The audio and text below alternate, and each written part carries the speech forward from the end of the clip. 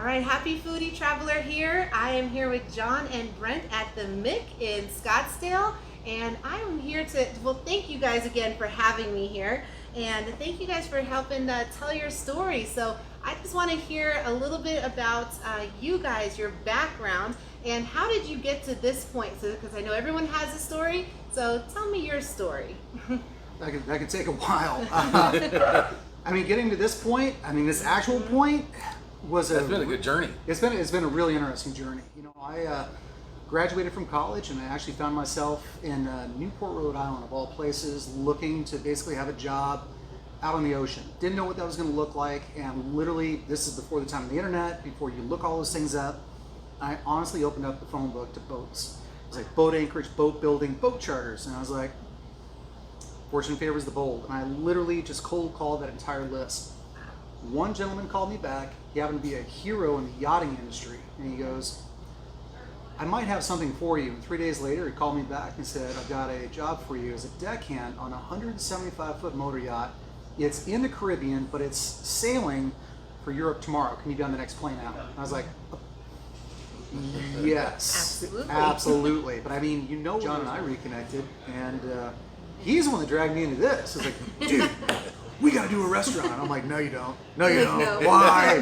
Why do you want And to? strangely, both Brent and I grew up, born and raised in Phoenix, Arizona. Both of us went to U of A, Nice. University of Arizona, for college. I have to say I'm an Arizona native as well, but I went to ASU. But I think you guys are still cool. that's I'll hold that against you. I'll pull Arizona State Both over everybody except for you today. Right. Yeah. both of us were in the same fraternity, McCormick. Wow. In my college experience, I'm older than he is. I left. He went and did college first, and then went and traveled. I left midway through college. Randomly wound up in Newport, Rhode Island. Randomly did the exact same thing he did. Wow. I got on a yacht that went down to Fort Lauderdale, and again, talking about opportunity, knocks. I had an opportunity to get a job on a yacht going across the Atlantic into the Mediterranean. I did not have the proper experience. I still dumb lucked into it. You made it Cheers, work. yeah. Cheers to that. Yeah. Cheers to that. That brought you guys here somehow. Wound up traveling the Mediterranean. Ended up coming back, finishing up school, raised my family here in Phoenix. I've just done different businesses my whole career. And Brent and I reconnected actually because my daughter wanted to buy my dad a cooking class. Oh, wow. And she couldn't find a chef to do it while she was home for college for the holidays. So I said, let me call my friend Brent.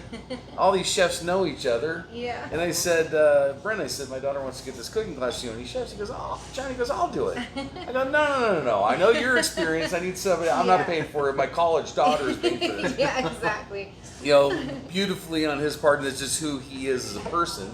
He says, I'll come and do it for free, just buy the food. Wow. And neither of us knew that we were on, I knew he's traveled around the world, but I didn't know that he spent 15 years on yachts, and I spent 2 years on yachts. Yeah. And the two of us in my dad's kitchen kind of went, really? Blah, blah, blah.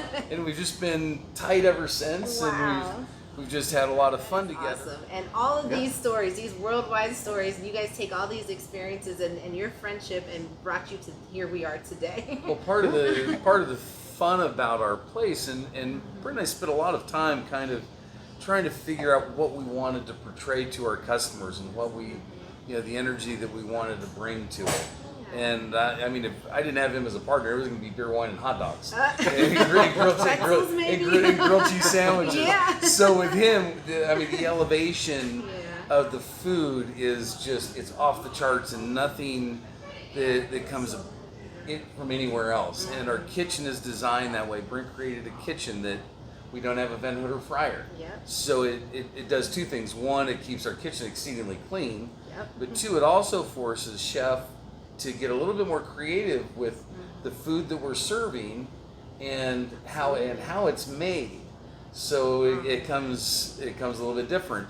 And we also came to the conclusion, we believe that the public in general is now eating more tapas style food, more small plates, where you can kind of graze through the menu, and what you're in the mood for tonight, you can find some items, and you can share it with your friends. And it's a good variety too. How many menu items do you guys have? There's going to be at least 30 on there. Yeah, I haven't actually even counted. Change over. We're getting ready to do our fall-winter menu here in a few weeks. So, because we're very seasonal with the food that we bring in, but because of Brent's travels around the world, like he said, his spice knowledge, his flavor knowledge, his layering of food, his different ways of cooking around the world. Because here in America, we kind of think, okay, throw it on a grill or stick it in stick it in the oven or throw it in a fryer. And literally, he has seen almost every way that there probably is to cook food. And we're able to use some of those techniques and bring them here to the Mick. With our travels, I really wanted to go more French colonial. So Southeast Asia, North Africa, European. I did a duck confit pastilla, which is a traditional Moroccan meat pie, but traditionally it's made with pigeon. It's a sense of flavor into it. And how do you bring those cultures together? So that beautiful duck confit, which is just it's cooked in its own fat until it's just meltingly soft. But then you fold in those nice, soft, warm Moroccan spices.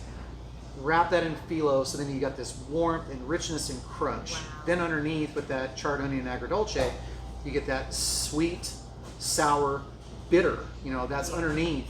Yep. And then on top of it with a shaved vegetable salad, now you get cold and fresh and something to try to be able to cut through all that richness along with that pickled pineapple, which then brings again that sweetness. So it's sweet, sour, spice. A little bit of everything. See, and I love that. And you're right, it's the textures, it's the flavors, it's the heat, it's the cold.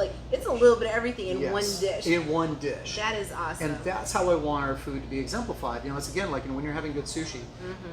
The rice should be warm, the fish should be cold, but when you put that in your mouth, you have that temperature differential between them. On our tostada, we do the same thing. You've got kind of a cold puree, you've got the cold salsa, and the guacamole. It's not really guacamole, it's more of a mousseline of avocado. And then, with a hot. Then we got that nice hot, either confit of chicken or pork carnitas, and then a sweet corn velouté, and then the nice cheese and pickled onion. Again, salt, sweet, spice, sour, hot, cold, crunch, rich, fresh. All of those things coming together. I love that. And that sounds amazing to me. I had the pleasure of actually trying the chicken tostada here. And I loved exactly that. I was like, everything tastes so fresh, and you're right. You can taste all these different flavors. Exactly. The crunch of the tostada. I didn't even think that was even made differently. The chicken was. I could tell. I was like, there's something different about this tostada. I'm from Arizona. I know Mexican food, but that was different. So what was so different about it? So it's actually a papadum. So that it's not a tortilla. It's a papadum, and a papadum is actually Indian. I spent part of my honeymoon in India, and so we kind of discovered, papadums when we were over there, but they're not fried; they're baked. Okay. And so and they're made with lentil flour, so they're also gluten free. So it's light and crisp and delivers just a punch of flavor. Yeah. So to be able to put that on the plate, I don't have to have a fryer in the kitchen. I don't have to make a mess. And again, I like to be very zen when I'm in the kitchen. Yeah. It's I want it to be cool, clean, clean, quiet, and efficient. So everything that you do is you're never out of control. It's just everything this is how it works. Boom, boom, boom, boom, boom. Every time you get it, it should be consistent and really good and beautiful. Our food is really, it's about the travel. And again, you see all the photography that we have up here, the artwork that we have on the murals, to our boards that we have for our beer menus, our digital representation of a Parisian train board. It's, as is life, it's about the journey. Kind of that road not taken, that journey that you need to be able to make. It's a place that you don't know. Yeah. A destination that you really want to be able to see and experience once you get there. So I love that. That's what we're about. That's what brings me back here too, because I just had that one night, that one moment. I was like, I want to come back. I loved, I can talk food and travel all day long. This Absolutely. is just, it enamors me. Well, and part of what we were trying to create as well, having just a beer and wine menu. It's a very easy, short pour, and we brought in an exceedingly knowledgeable staff.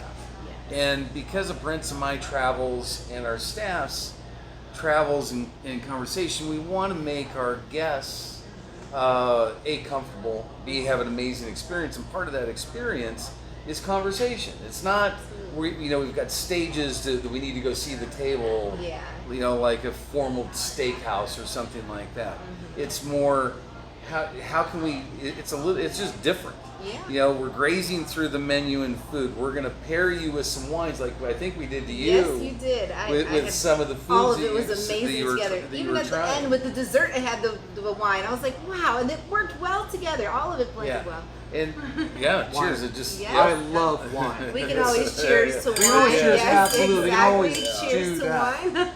But wine has such a cachet and a history and an artistry to it. That's why we love it. And we really want to be experts on what we do rather than being like a generalist on a lot of things. So this restaurant isn't for everybody. I didn't intend for it to be for everybody. I intended for it to be for people that have the same types of appreciation. Yes. You love to travel, you love food. We want to be that destination where people can kind of come to us and really have something different. If you want to have steak, tacos, wings, burgers, nachos. fried calamaris, nachos, or a chopped salad. It is there the are generous lots of places menu. to go for that. Yeah. You can throw a rock and you can hit a burger place anywhere here in town. You got it. But like you said, that's what this could have been had you not paired. No, it wasn't even to be that good. It's not even that good. Hot dogs, hamburger.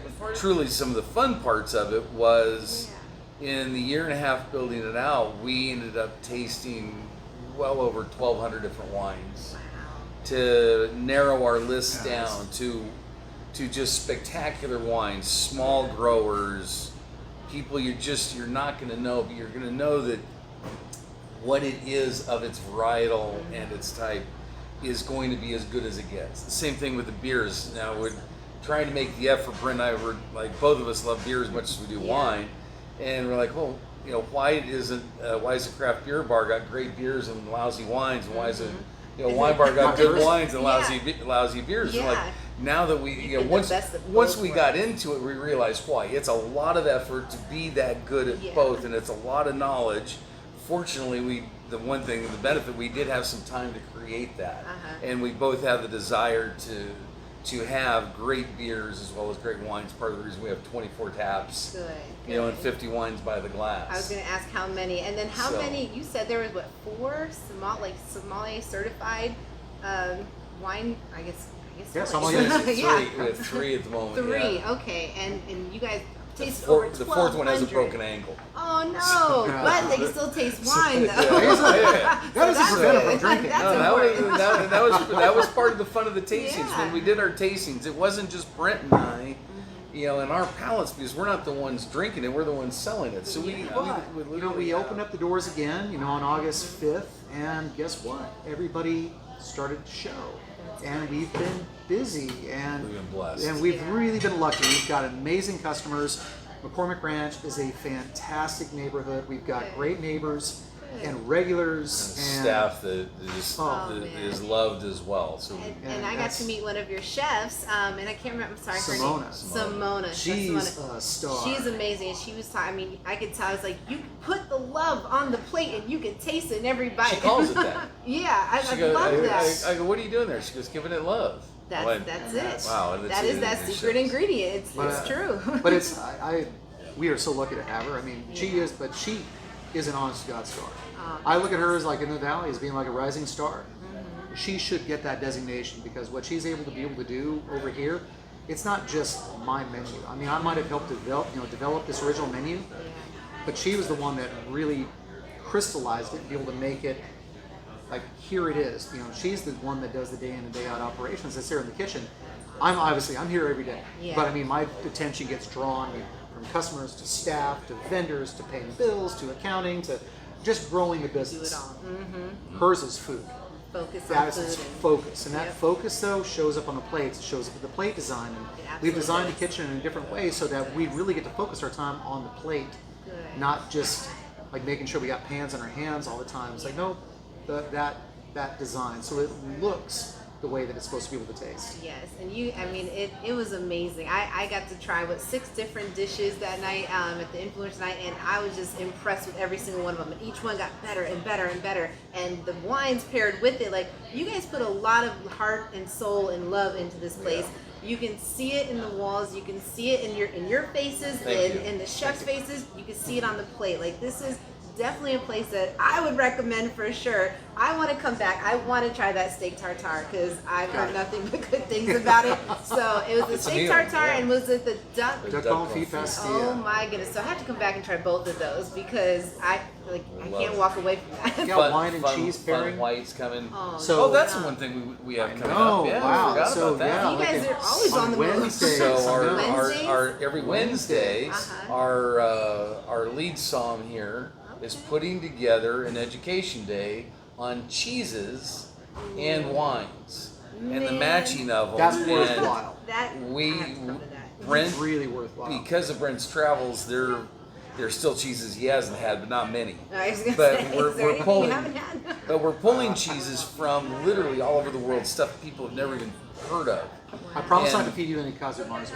Oh my gosh, You ever heard I've never heard of it, but You ever heard of That's- Kazu Marzu? no, but the fact that you're saying you don't want to feed it to me tells me I don't want to eat it. Kazu Marzu is probably one of the world's most infamous cheeses. Kazu Marzu is actually made on the island of Sardinia, and it literally is also known as maggot cheese. Oh no. Talk about funk. Well, again, guys, thank you so much for taking the time to share your story. Thank I you would so much love to for get your coming story in. out there too. So I will Thank you. definitely tell everybody about it. Have more people. I have a lot of people that live up here, and so I'm telling them, come on out. You know, just have something delicious to eat. Good conversation, great environment, great wines to go with it, and beers. And one more thing, you said you guys sell the bottles to go, right? Oh, We do. Yeah. we do. So we are actually our liquor license allows us to sell retail non-COVID. That's So all of the beers and wines that we have here that you drink at the restaurant, you can take home at bottle shop at grocery store prices. that is great. So try you it know, before you buy it. Yes. Yeah, that's it. Try the Cool. Lambrusco. Yeah. All right. And one final question for you guys. Sure. How did you guys come up with the name of the Mick? Neighborhood. Where did that come from? Well, Oh, there's- short McCormick. McCormick Ranch. And, Okay. But it was Brent and I went hiking one day trying to come up with a name, and we Uh-huh. wanted to be short, easy to remember, and everything else. We're hiking. We're just kind of throwing names back and forth at each other. Mm-hmm. And he says, "What about the Mick for short for McCormick Ranch?" I stopped right in the trail, turned around, and said, "That's it." That's it. And we literally it was That was easy. it took a while to get there. It took a little while. I have to admit, it took. but it was And there's a lot of things going on. I mean, yeah. Menke, Krause, so you got the M and Yeah, K. so the M and the K with the name. So we were able to come up with some plans as well. I mean, it's My former there's some- partner as well, Michael Kittredge, again, the M and the K. His son's So- nickname, whom I've known since he was Mick. 6 years old, is Mick. Really, So really. it- So there's a lot of reasons behind Yeah. the name. It truly And stuck I'll up. give you the last one again. This is a travel story. Graduated from school, ended up in Florida. A friend of mine working for Disney World. Before I left, she gave me a little Mickey Mouse piece, and she's just like, hey, just always stay young at heart, dream big. I carried that with me. So now I've done 7 transatlantic crossings, 3 Panama canals, 12 Caribbean crossings, passages to like And Mickey's Galapagos, been everywhere, Galapagos, Alaska, and it's here at the bar. Hawaii. I mean, Adriatic, Aegean, Mediterranean, Atlantic, Pacific. I mean, so I've been on a lot of different oceans, Yeah. and including that around the world trip that I did for a year. It's traveled everywhere with me, so it's got a ton of air miles, sea miles, everything else.